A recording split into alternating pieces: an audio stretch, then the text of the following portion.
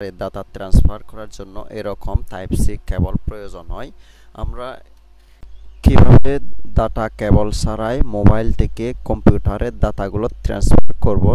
প্রথমে আপনারা ফোনে এসে প্লে স্টোরে যাবেন। প্লে স্টোরে এসে এখানে সার্চ করবেন হচ্ছে ওয়াইফাই এফটিপি সার্ভার। এই যে ওয়াইফাই এফটিপি সার্ভারটা ওপেন করবেন। এই যে প্রথম যেটা আছে এটা ইনস্টল করবেন। এটা ইনস্টল করার পরে আমার যেহেতু ইনস্টল করা আছে আমি সরাসরি হচ্ছে দেখাচ্ছি। এই অ্যাপসটা ওপেন করে এভাবে ওপেন হবে, তখন স্টার্টে ক্লিক করবেন। স্টার্টে ক্লিক করার পরে আপনাদের অ্যালাউ পারমিশন আসবে। অ্যালাউ পারমিশন দিবেন। অ্যালাউ পারমিশন দেওয়ার পরে এই অপশনে আসবেন।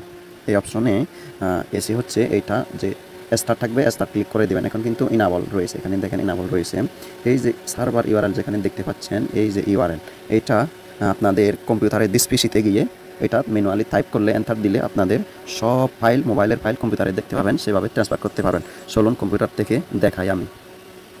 কম্পিউটারে এসে ডিসপিসিতে যাবেন অথবা ফাইলে যাবেন। সো ডিসপিসিতে হচ্ছে আমি গেলাম। ডিসপিসিতে আসার পরে এখান থেকে ডিসপিসি অপশনে থাকবেন। এই যে উপরে যে সার্চ বারটা দেখতে পাচ্ছেন, এখানে হচ্ছে ম্যানুয়ালি আপনাদেরকে টাইপ করতে হবে আর কি, ঠিক আছে? কপি পেস্ট করলে হবে না। এখানে অবশ্যই আপনাদের ওয়াইফাই কানেকশন সেম হতে হবে মোবাইল এবং হচ্ছে কম্পিউটারে বা ল্যাপটপে। এখানে এফপিটি, ঠিক আছে? এখানে সরি এফটিপি হবে, এফটিপি ক্লোন ক্লোন দিলাম, ডাবল স্ল্যাশ দিলাম, তারপরে আমার সেই ইউআরএল সার্ভারটা হচ্ছে আমি এখানে লিখতেছি। ওয়েট, তারপর হচ্ছে ডট 0.170 ক্লোন 3.2.1 আমি এন্টার দিলাম, ঠিক আছে? এন্টার দেওয়ার পরে এই যে লোডিং নিচ্ছে।